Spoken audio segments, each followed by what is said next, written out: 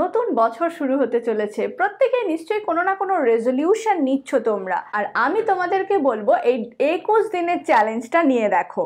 Most of the successful পার্সনরা কিন্তু এই 10খানা habit নিজের জীবনে মেনে চলে।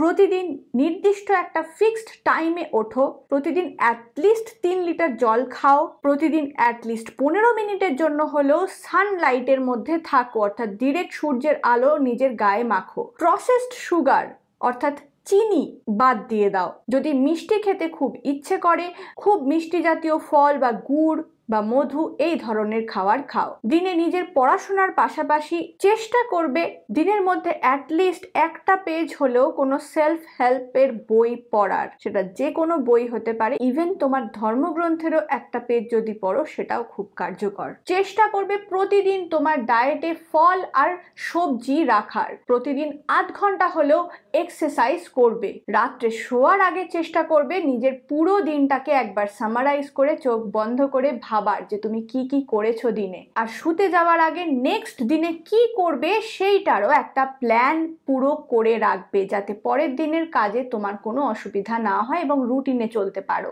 আর চেষ্টা করবে 8 ঘন্টার প্রপার ঘুম যেন তোমার হয় সেই দিকে নজর দিতে। তাহলে কে কে এই 21 দিনের চ্যালেঞ্জ তোমরা নিতে চলেছো নিচে চটপট কমেন্ট সেকশনে জানাও।